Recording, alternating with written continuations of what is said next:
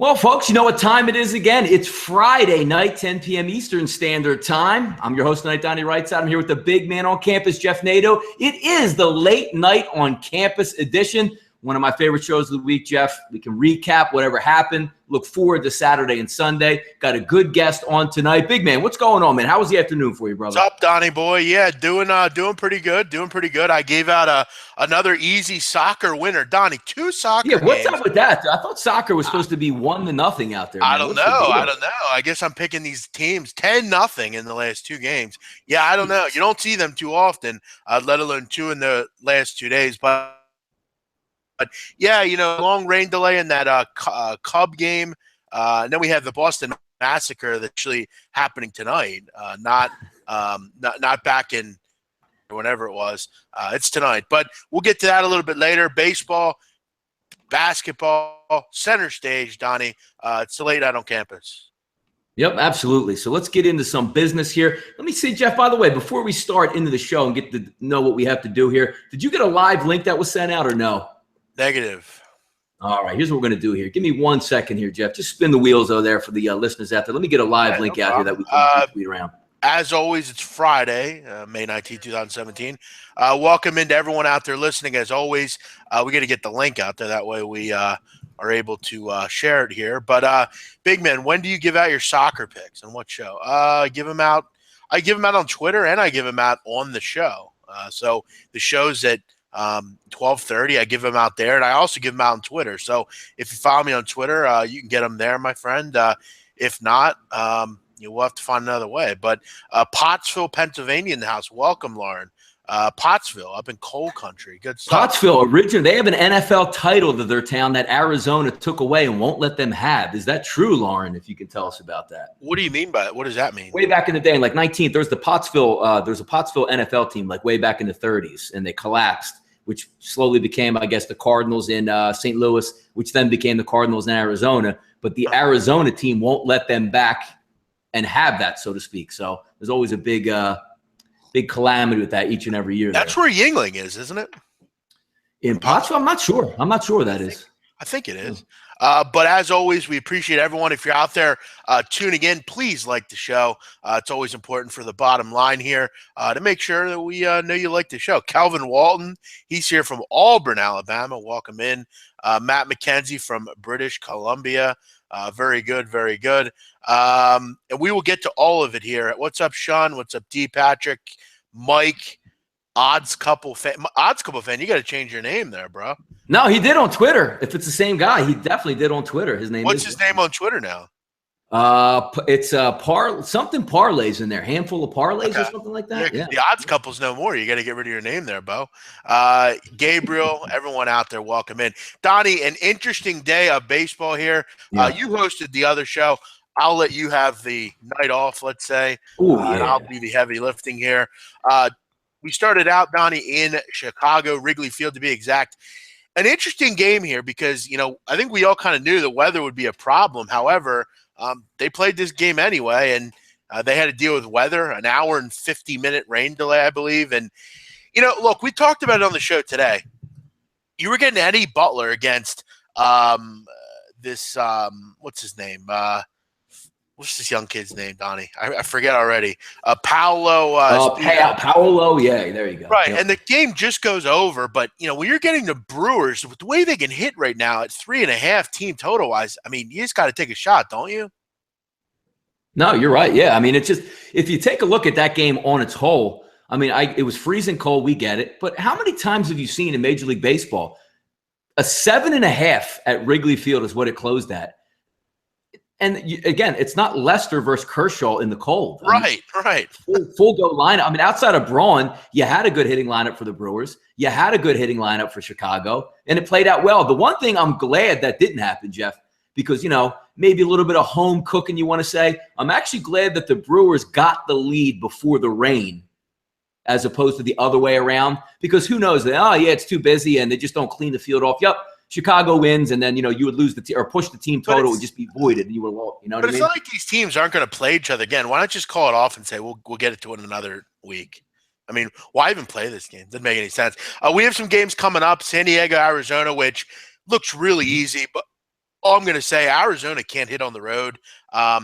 Should they be able to hit Jared Weaver tonight? Yes. But again, gun to my head, I'd take Arizona, but I'm not laying a run line. I'm not getting too heavily in depth with that game. White Sox, Seattle. I do like the White Sox here. I actually like them a decent amount. They're facing Ariel Miranda, who's a lefty. The White Sox are fantastic against lefties, 291 on the year. If they're going to win a game, Donnie, it's with Quintana against the lefty, wouldn't it? Yeah, I mean, also, what gives again? I mean, it's the same thing. I guess they're looking to get, a quote-unquote, like, sharp lines out there, but they're going to hang a 7.5 again with questionable pitching and some decent hitting lineups. Again, all it takes is a 4-4 game, and you automatically have that over. So another interesting line because, again, if you looked earlier, Jeff, sharp play, you got to take the under in Chicago. I get that the wind was blowing in and it was cold, but it's not a lot of runs to get 7.5. That game hits 9. You also had the Philadelphia Phillies and Pittsburgh, two god-awful teams not hitting the ball well. They actually end up in a push. It's 7-2 in that game. Colorado, Cincinnati again. Anderson's not good. Bonilla's been good. 10-4 in that game. It's the overtrain, man. You want to hear some funny shit about that Phillies game, Donnie? Yeah, go ahead, man. So I don't know why I did it today, but I put in a parlay today, right? Mm-hmm. And my plans were to make it the White Sox, the Cardinals, and I was going to take under 9 in the Baltimore Oriole game. I don't know why I picked it, but I picked the Phillies game by accident, under 9. Yeah. And I had already hit enter, and I'm like, fuck, and I tried to cancel it, and it ends up pushing. What's the chances of that? I mean, I actually got pretty and what was it, 2-1 after 5? I mean, I didn't watch the last couple innings of that game because I didn't have any interest in that one, but I was actually kind of surprised to see they got all the way up to 7 in that one. Yeah, it was pretty sick. Miami, LA, that one tips off here in a moment. Alex Wood against Justin Nicolino. I've talked about it. I like the Dodgers at home on the run line. What do you get run line tonight anyway? I mean, you're looking at like a 240. You're not even getting plus money back, are you? Really? I got 115 on the run line. Minus 115? Yeah, I mean, listen, with the way the Marlins are playing right now, with the bullpen, with Nicolino. Wood's been good, too. Yeah, I thought that was a fairly decent price. And with the amount of times they win by 1 or 2 or more runs, I didn't really have a big problem with it. Houston team total over 2.5 is a push. Yeah, I got the push. I was trying to root that one in. Needed one more run for the people out there. I ended up hitting one of my big ticket wagers was over 4.5 in the first 5 innings. So that one came in. I was hoping to team that up with the team total. But I mean, you can't get mad at a push. But they did have their chances. But we'll take a push as opposed to a loss any day of the week. God forbid fucking Houston hit anything but solo home runs. I mean, 2 solo home runs tonight, of course, and of course. Trevor Bauer actually pitched pretty well. Yeah, like 15 strikeouts for Bauer. I mean, I'm being joking on that, but it seems like he did. Did give up 3 runs over 5 innings. So, I mean, not decent, I guess. He did have 9 strikeouts. So, a swinger miss city for the Houston Astros tonight. Colorado hammering the Cincinnati Reds 10-4. Colorado game got out of hand quick too. They needed a big night, Donnie, after last night. They only had, I believe, 3 hits in that game against Jose Berrios. They come into this one, and Anderson actually pitched pretty well, but Bonilla was out pretty early. 5 1/3, gave up 6 earned runs and 8 hits. So he definitely had some issues in this one. Yeah, like you said, this one was over early. Yankees, Tampa Bay in a stalwart game right now, 4-4. This game was 4-2 after a Ricky Weeks double. Matt Holliday, though, comes in the top 8 with Brett Gardner on and hits a 2-run shot to tie it up. So this one's neck and neck. This game also, Donnie, goes over the posted total. Exactly. Yeah, there it is again. Yep. Like you mentioned it. Nice call. This one, for me, I think both of us agreed, 2 good lineups here. Hard to imagine that we weren't going to see some runs in this game. It was only 7.5. You could get 7.5 an hour before game time. An odd number. I mean, 2 teams that definitely going to score some runs and have good lineups.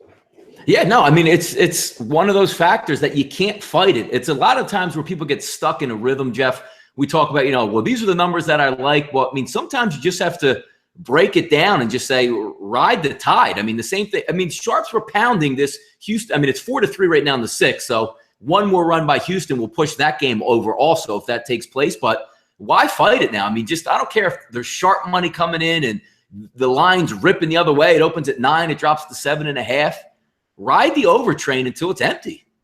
Yeah, I mean, if it looks too good to be true, it might be, but you got to take shots with these games anymore. With the way these overs are coming in, Toronto, Baltimore, they're tied in the 8th inning, 3-3. So, barring something crazy, that game should stay under, but you never know. A lot of opportunities for runs in this game, though. The Toronto Blue Jays don't know how to bunt. There's just been some odd things going on in this game. You had a ball to the warning track that probably should have went out that didn't in the last inning. A lot of opportunities for runs. If you had the over, my condolences. You probably should have hit this one. But, two teams have trouble scoring right now. Any comment on this game, Don? No, not that much in that one. Not at all. We also have a tie ball game in Atlanta, 4-4, Washington, Atlanta, in the bottom of the 6th. Donnie, are you on this game? Yeah, I have the over 9 -130, which hit in the 5th inning.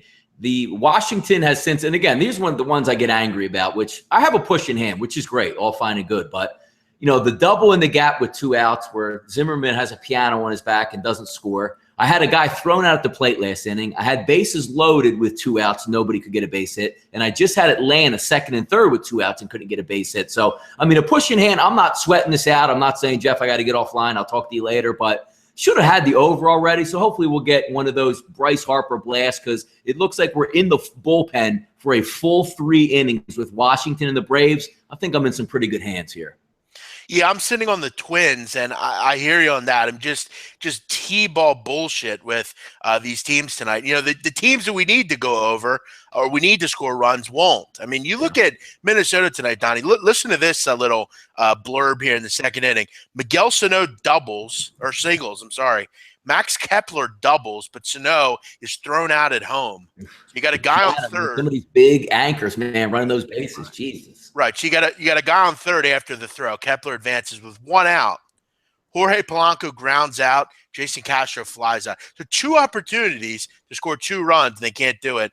They're down 3-1 in the 6th. And look, I mean, Kansas City's starting to play better, Donnie. Since they inserted Alcides Escobar into the 1 hole, they're 7-1. So for whatever I guess you need to do to make your lineup move, they've done it. And they're starting to – you know what? That's such a good point on that, Jeff. I mean, how many – you see me joke all the time on Twitter like Schwarber in the 1 hole, but they had Alex Gordon for a while hitting like 150 as the leadoff batter. I mean, what some of these managers just put the speed, the guy that gets on base, that sets the table up in front. It's amazing how things start to move on from there, isn't it? Yeah, sometimes you just need a change, Donnie, sometimes. Yeah, and right. I'm not sure why you would put fucking Alex Gordon, who hasn't had a good year in like 4 years, why he's up front, I'll never know. And look at the change. It's come and it's been good. So, the Royals are winning some games. This one isn't over yet, but looking good so far. Texas and Detroit. Detroit, another T-ball club tonight, cannot hit Nick Martinez. Nick Martinez just mystified the Boston Tigers, the Detroit Tigers. And, Donnie, you might be right with a couple of those big bats out. This was a poor offensive effort tonight for the Tigers, just 5 hits. And Texas looking to win 10 in a row here. Yeah, interesting one on that. That's why I stayed. Like, if you were looking over under in that game, it's almost automatic, it seems like, with the Detroit game. But when you move that 3 and 4 out of the lineup, it's not so much you're taking Miggy, who hasn't been on fire this year, V. Mart, who hasn't been on fire, but they still have that, stigma at the plate where you have to pitch around them, you get protection, which is why JD Martinez is raking coming right back. When those two are in the lineup, it illuminates that first 7 right away where you start to see pitches because you can't just walk those guys and put them on base. Looks like it caught up to them a little bit, but Jeff, this is going to be 10 in a row for Texas. Yeah, and this is a game where I thought they would lose. I mean, this is a tough spot after a long trip or after a long homestand. You got to go on the road, play a team with a pitcher that is not very trustworthy. This is a nice win if they can finish it here for Texas. How's Velasquez for the Phillies? He's going tomorrow. Is he a decent pitcher? I mean, Donnie, remember I've told you before, he's a good pitcher, I think, but he just he tries to throw way too hard. He has great stuff, but sometimes it doesn't matter. If you throw a straight fastball down the middle of the plate, the Major League Baseball hitters crush it. Yeah, and that's what he does way more than normal. He had a 16 strikeout game last year. He looked great last year. A lot of promise. Really regressed this year. And he tries to basically do that every time out, and it's just not going to happen again. San Francisco and St. Louis in a low-scoring matchup. Michael Wacha with a nice game. Also a nice game from Matt Moore, who surprisingly pitched pretty well tonight. St. Louis up 2-1 in the top of the seventh. San Francisco is threatening, though. Boston and Oakland, Donnie, are scoreless. We mentioned we kind of liked Oakland in this game with Graveman. Graveman's been great with runners in scoring position and getting out of innings this year. Chris Sale, though, looking good so far. Donnie, bottom of the third, Chris Sale, take a guess how many pitches he has. I'm gonna go on the actually. Now keep in mind, bottom three. I'm gonna say he's pitching to contact tonight and has like 22 pitches. You looked. No, I swear to God on my mom. He has 23. So good guess. That's amazing. 23. You would think the opposite, like he's striking people out and expending pitches, but that's amazing. Eddie Butler had like 65 at the end of three. So how about who was it? Who was pitching for? Did you say Butler for Chicago? Yeah, like 36 in the first inning. Right. Cincinnati making a little bit of a game here. They've scored 2 runs. It's 10-6, bottom 8, but maybe a little too late for the Cincinnati Reds. Tampa Bay takes the lead, Donnie, 5-4, bottom 8. So they'll be looking to have their closer come in. Evan Longoria, the win, possibly getting the win here for Tampa Bay, a single, and Derek Norris scores. So fun game there. Houston, they're still at 3 runs. Are they going to score any more runs tonight, Donnie, you think? Or is that I'm going to assume that somebody's going to scratch one out to at least get the push. But that was one of the odd lines of the night, which, expecting a bounce back from Bauer. He's been decent. Expecting maybe a little regression from Morton the way the line was moving. But again, I can't agree with 2 high-priced hitting lineups when they get around to only have it at 8. I mean, that's a big line drop in baseball to go from 9 to 8, a full point. Yeah, no, you've seen a lot of those lately. I mean, that the Yankee game. I mean, that was at 8. I think it dropped to 7.5, and you didn't really understand why. We have a score, Donnie. San Francisco, they've just scored 2-2, top 7. So Michael Wacha starting to unravel a little bit here.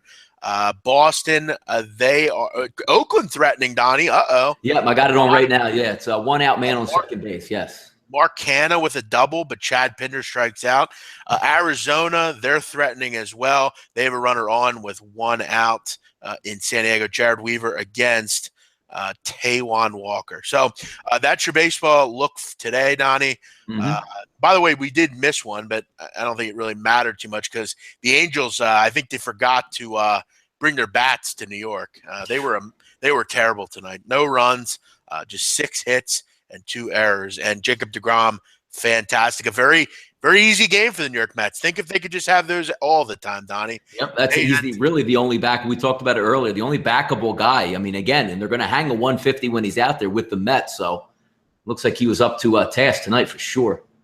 Yeah, and if it could all just if they could all be like that one, Donnie, I'm sure New York fans would have some sort of a heart left, but they don't.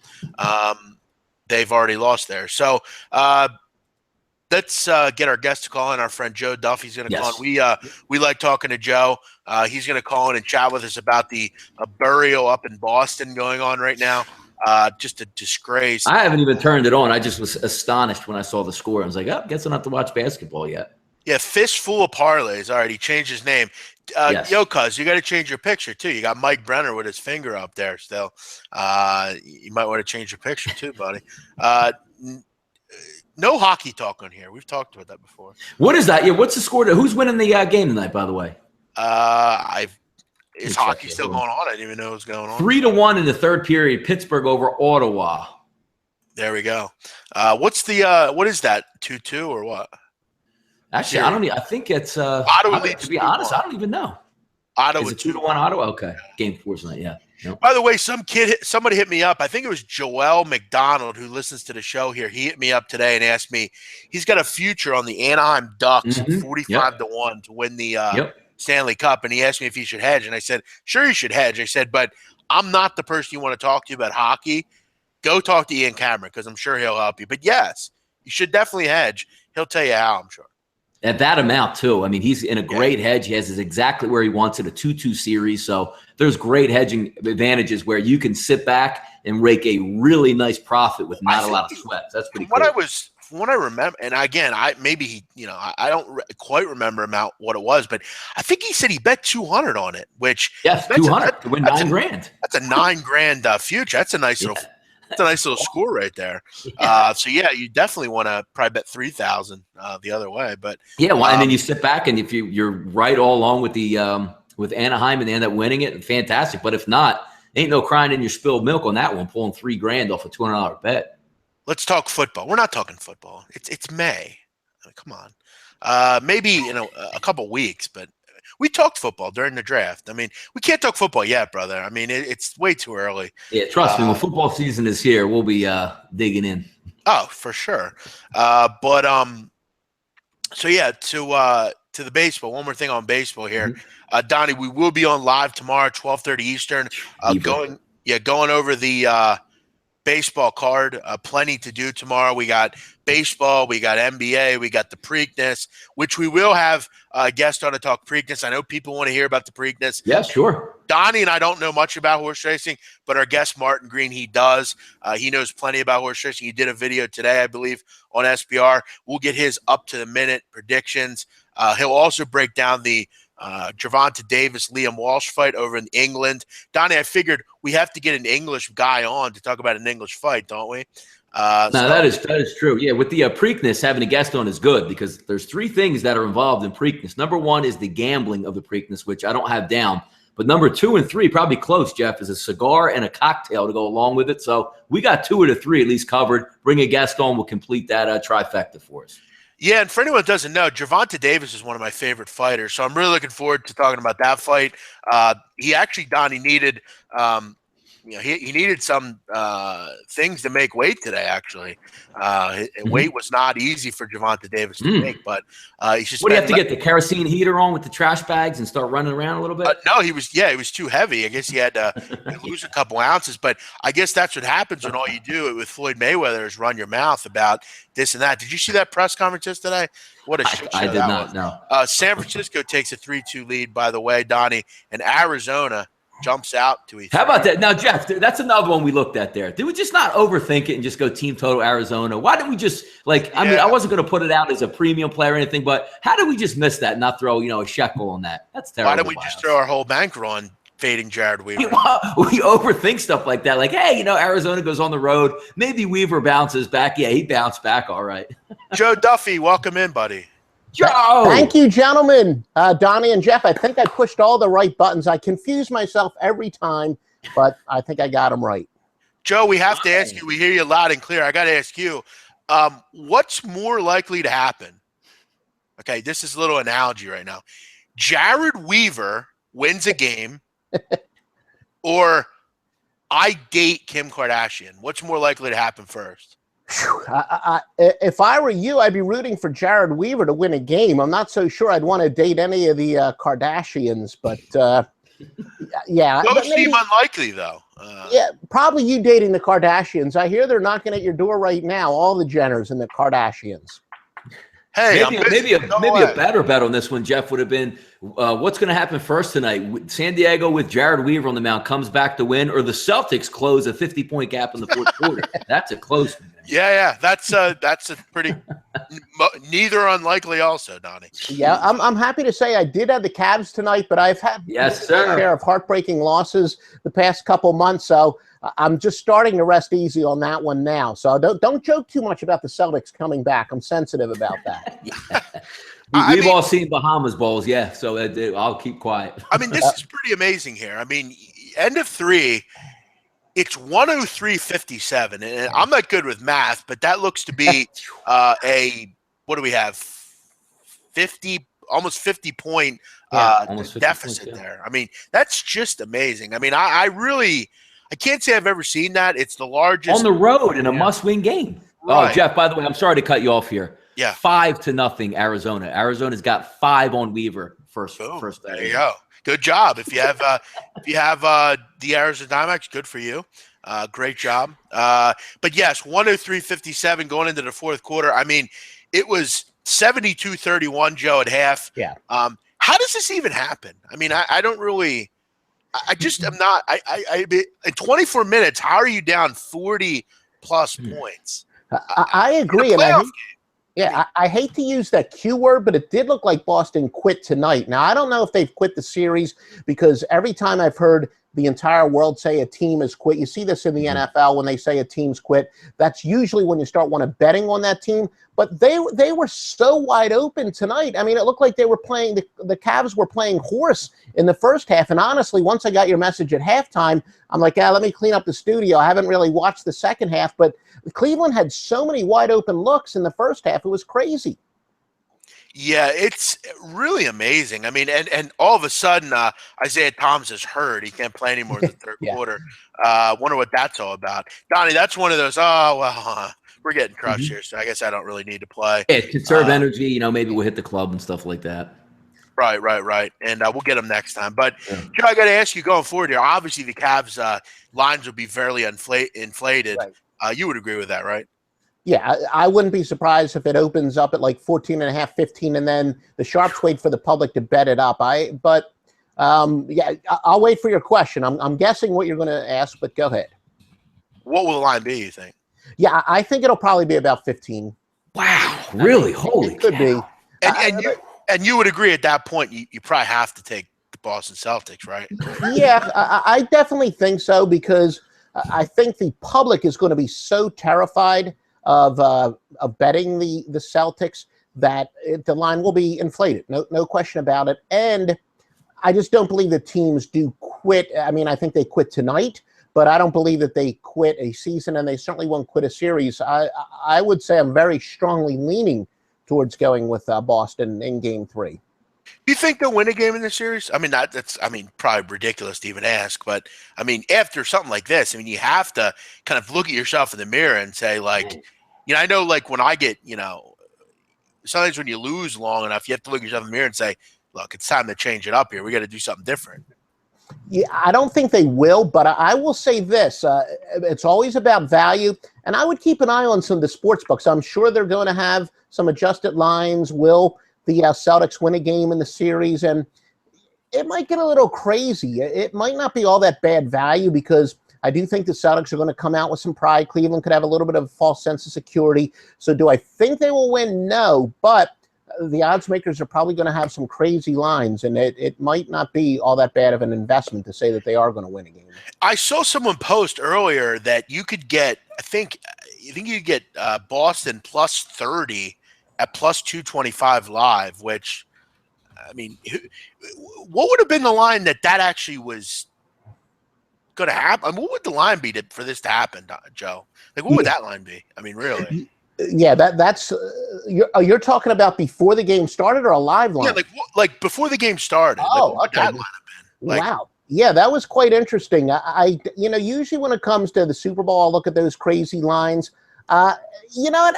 I can see how hindsight's 20/20, but look, the Cavs dominated Game 1. I can certainly see how some people would have taken a crazy flyer, maybe on actually taking the Cavs minus the number, more so than somebody going with Boston plus the number. But then again, I'm biased. I like to take a look at those long shot lines rather than go with the heavily chalk lines. But Joe, here's one thing I know. If I know anything about Twitter, someone out there, I'm sure, did it. Because that's just how it goes. Joe, tomorrow you have Warriors, Spurs, and clearly, I think at this point, it's all about how good are you at getting information. Right. Can you find out if Kawhi Leonard's playing? If you can, and you have a good news outlet. Donnie, you're usually good with that stuff.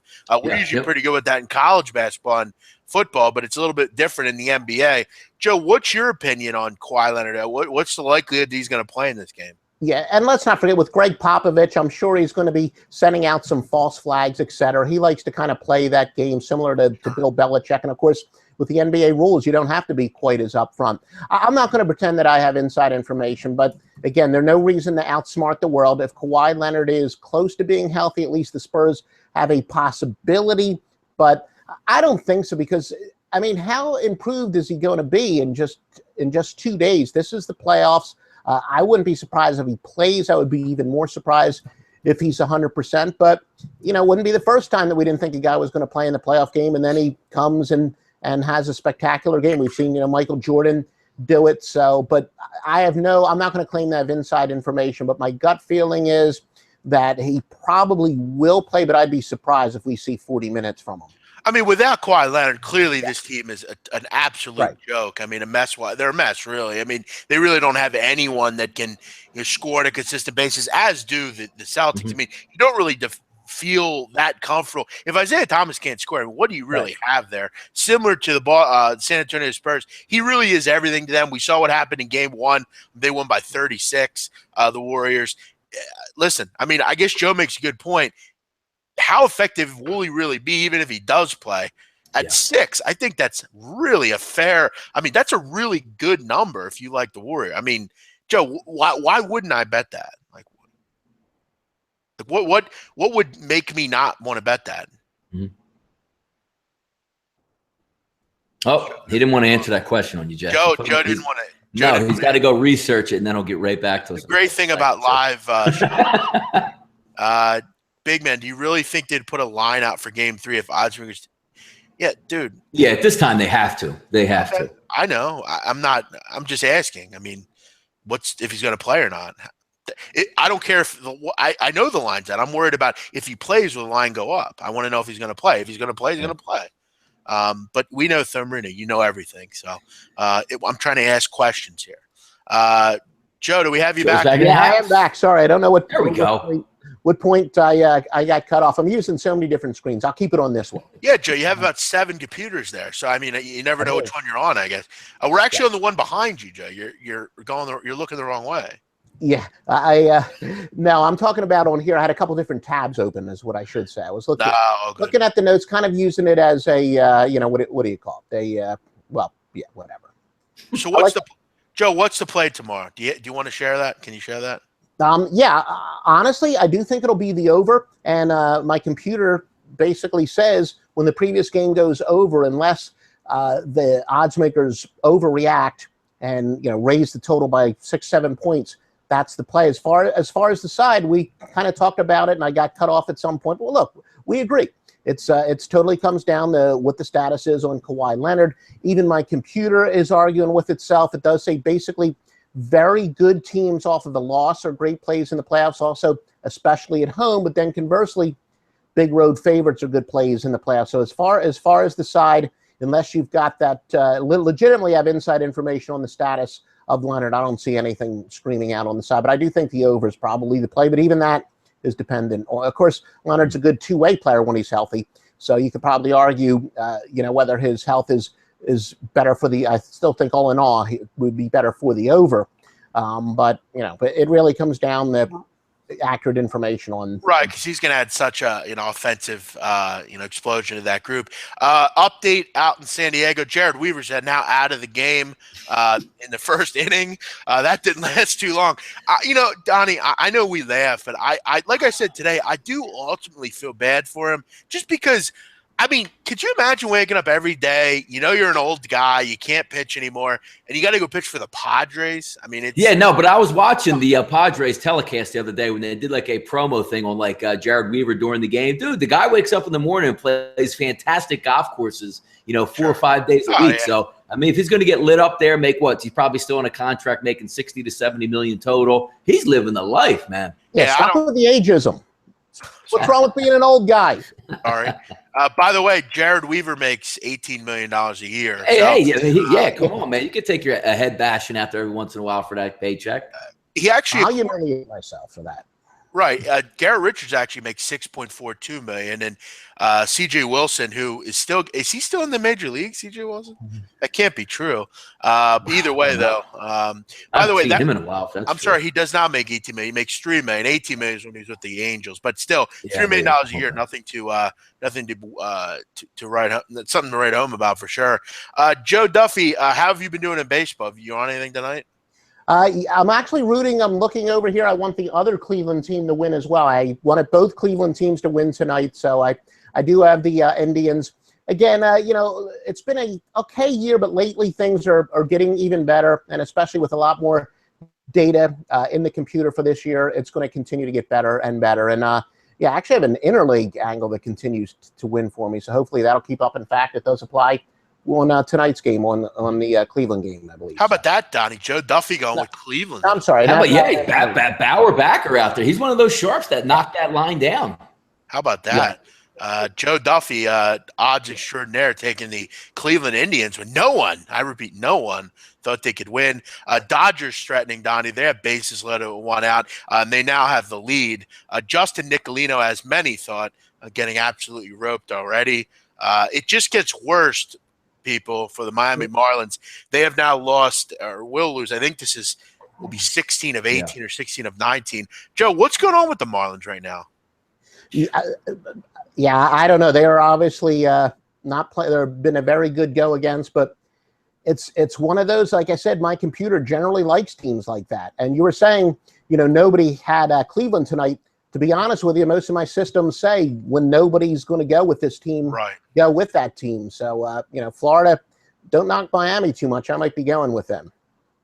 Oh, sorry. I hate to jump on your team.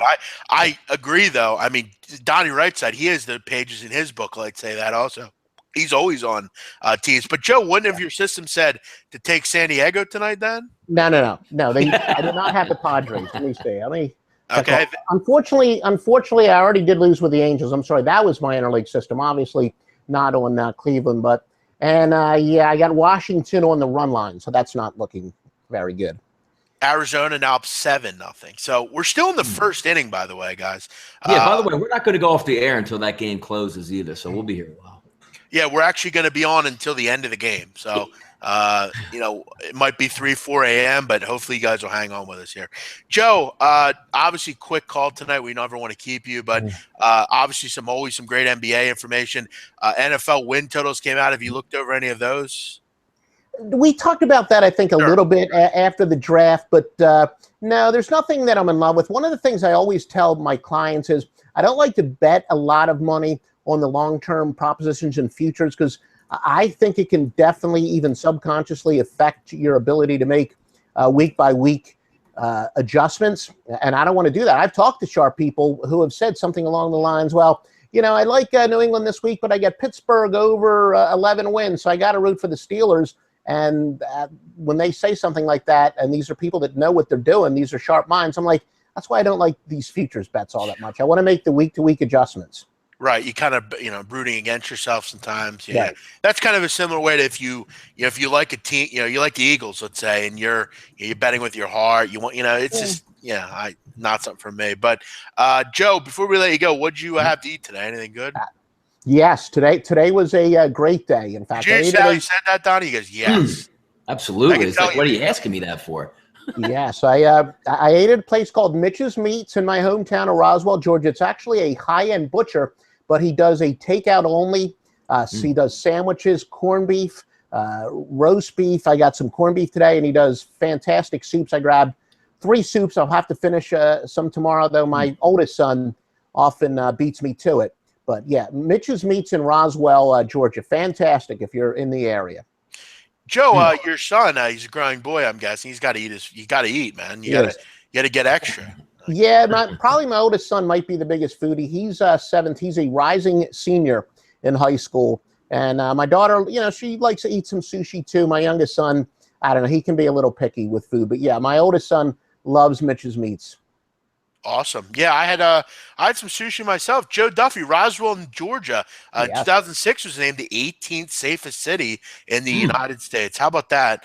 Nice, quaint southern hospitality town. I love it. Very good. Fulton County, Georgia. I was watching 60 Days In last night, and they're in Fulton County right now. There you go. At the prison doing that show in that Fulton County Stadium, representing. We are in Fulton County. I'm in North Fulton County. And by the way, before you guys, I made one place my son definitely loves is DeNick's in the Reading Terminal. And how can he not? Yes. How can you not? Absolutely. Now, Joe, your kids, did they ever live in this area or? No. I moved here in '88, long before they were born. But their grandparents, my parents are there, so they come up every summer.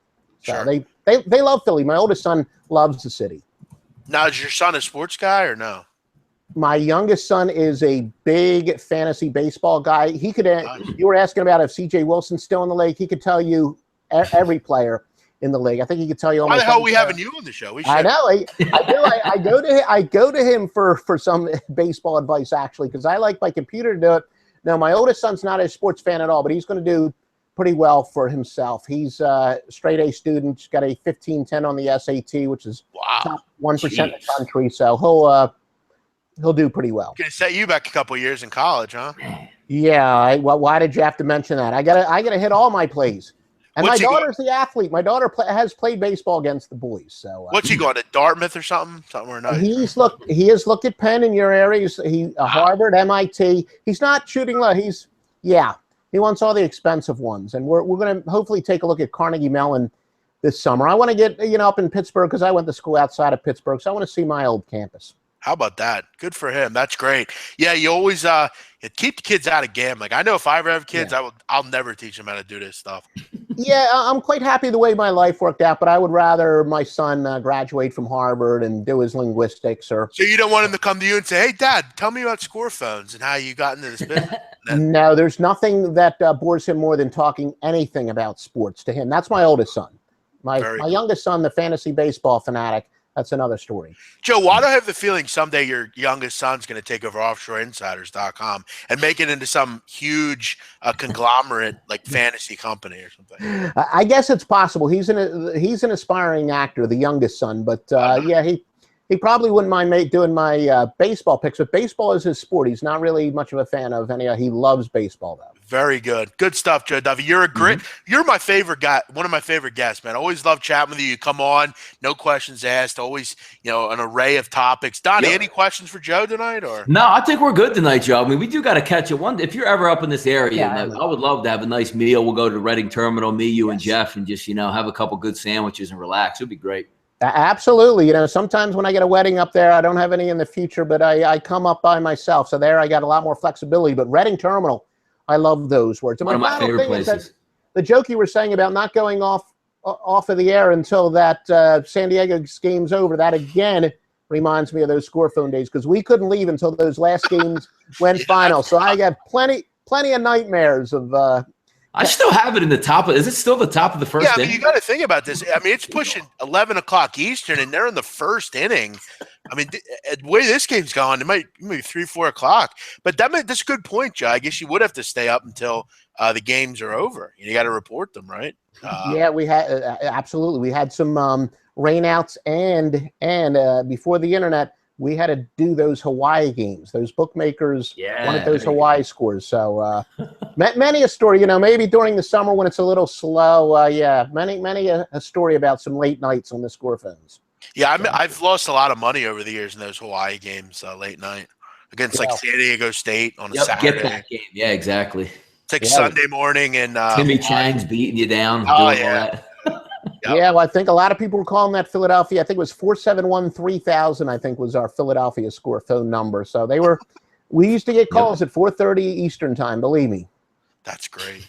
Some degenerate on 8th and Shunk wants to score from the Fordham game. Hey, we're leaving the bar. What's the score of that Hawaii-Utah State game? Cuz, what's the score of that Fordham George Washington game? I don't know. Oh, hey, the days before the internet, every now and then Sports Ticker and the Sports Network would send conflicting finals, and you don't want that for gamblers. And that sometimes we'd have to start calling all around, and it got crazy. One other question, Joe, for that on the score phone thing. So, let's say I bet on Iona, right? I bet on that game, and I want to know the score. So people would call you and ask you what the score was? No. This was a recording. It was much like radio, except it was over a telephone. It was a recorded message. You would hear the score phone rundown. We never talked to anybody. I mean, we didn't talk to clients. We would, but we had courtside numbers. We would call courtside for scores too.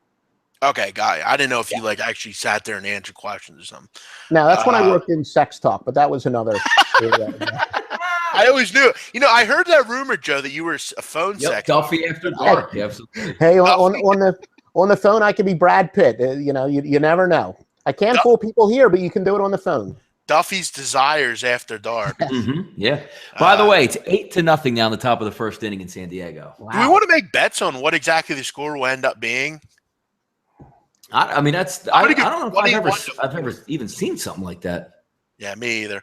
Joe Duffy, great stuff as always. We'll look forward to chatting with you again. Have a great weekend, my man. All right, Donnie and Jeff, thanks for having me on. I'll listen to the rest. All right, thanks. Absolutely. Always fun. Thanks, Joe.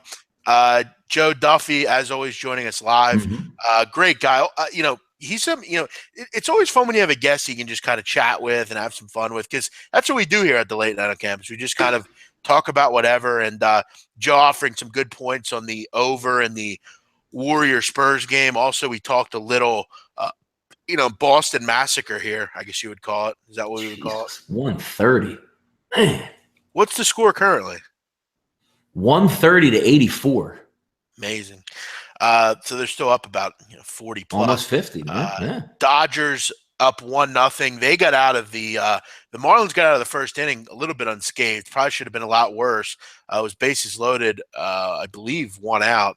1-0 there. Seattle, they have an early lead on the White Sox. Jose Quintana gives up a sac fly. Ben Gamel, your boy, Donnie, with another RBI. However, first batter, Ariel Miranda walks Yolmer Sanchez, and we have a threatening game there. Cleveland, they're up 5-3 on Houston. That one's in the top 8. We have another home run. Oh, no, we have a sac fly. I'm sorry. Lonnie Chisenhall drives in Jose Ramirez after a triple. Boston, they have a 2-0 lead in the 4th against Oakland. The runs are scored off a Mitch Moreland home run. That's it. So we basically score phoned it up there, Donnie, you and me, talking about. Thank you, Dylan. Yeah, Dylan, Joe's a good guy. Always fun to chat with him. And, we got to know a little bit about Joe. I have a feeling Joe's going to be, his son's going to cost him a lot in that college, Donnie. That's one thing someday. Actually, if you're getting that high in SAT, he's probably getting a full ride somewhere. That's a good point. Goodness. Good point. Either way, though, those schools are quite pricey. It's amazing how much kids have to pay to go to college, isn't it?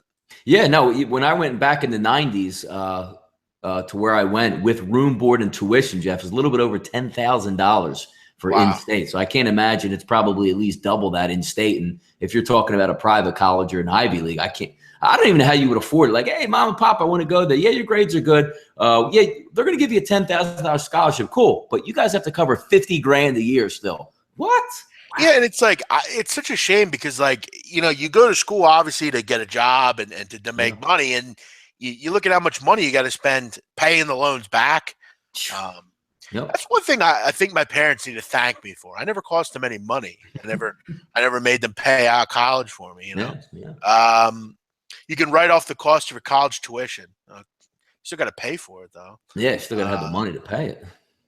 Right. Happy Weaver Day, says Dale Ford. Dale, welcome in. Dale's over in Newcastle, England. Welcome in, Dale. What time is it there, Dale? It's like 5 a.m. What are you on the show? Dale, staying up late, I guess. Dale, bottom of the first in San Diego. My goodness. Cavs plus 260 against Golden State. How can you not take a shot? I mean, plus 260 is not that great. I mean, I don't really think they have much of a chance. I mean, Golden State, did they win last year, Donnie? No, they didn't. Right. Big man, what did you do before being a pro handicapper? Just curious. I worked for my dad for most of my life after high school, and then I sold cell phones. He was in a street gang over there, so I mean, that's yes, I was. I was in the Jessup Street gang, which is a gang here in South Philadelphia. No, I sold cell phones. I worked at a bank, and that's about it. But yeah, nothing too strenuous, really. But yes, I was in a gang at one point. So sometime I'll tell you the story about how I got jumped into that gang, and I almost get hit by a septibus when we were doing it. It wasn't good. How many seconds did you have to last, Jeff? It was 60 seconds. Ooh, basically, where we were on the corner, Jessup and Oregon, and basically the rule was you had to last 60 seconds of pure just getting cracked, And I wanted to be in. They were my boys, So I was like, I'm not going to be a punk, and I did. I lasted, But as I was like kind of backing up a little bit, this septibus came and just almost clipped me. It was pretty crazy, but it was fun. We did a lot of little shit. you know, I'm not going to get into what we did, but it was nothing bad, you know. I just don't, you know, I don't want some first district cop might be watching this, you know. So we got you finally after all these years. We were waiting for you to just talk about it, you little prick. And you never, like Jeff McClain might be watching right now out there live. Oh yeah, Jeff McClain, that little fuckhead. He almost got me barred from graduation in high school. That little prick. Big man has Luca Brasi making people sleep at the fishes. No, I never did that, but we had fun. Let's just say that. We had beef with a lot of other neighborhoods down there. I've told you about that. It's the way it was in the city. I mean, you had certain corners that hang out. My wife grew up in the city and was the same way. You know, if your street was 10th and Tasker or whatever, a couple streets down, some guys had some beef. It's just the way it was in the city. I remember, dude, the hardest I ever got hit, Donnie, was when I was in another neighborhood. I was up 29th and Dickinson, and I remember this Irish kid hit me. Oh, dude, my head fucking spun. Rattled around. Like he nailed me, dude, in the back of the head. It's so hard. And I never went to that neighborhood again after that. I made it a point. I'm never getting out of, Shunk Street. I'm staying on Shunk Street. It was bad, but yeah, good haunts. But Donnie, that will be it. I got to go get a haircut here. I'm running a little bit late here. Late night barber over there. No, he hits me up and goes, "Can you be here at 11?" I'm just sitting here waiting. I said, "Listen, bitch, I'll be there when I can." All right. All right, guys. By the way, before we get out of here, big show tomorrow that me and Jeff are going to be on 12:30 again, Eastern Standard Time. I have a nice guest that's going to be set up, full Major League Baseball card. I know a lot of you guys asked her on the chat box about it. We're going to cover each and every game. I'll give out another team total that I can pick apart. Jeff will have some winners there, but an exciting weekend for us. We're looking forward to it, but definitely tune in with me and Jeff tomorrow at 12:30. Yep, we'll have the Preakness. We'll talk about that a little bit. Boxing, baseball, everything. See you tomorrow at 12:30 Eastern here on SBR Sports Bet. See ya.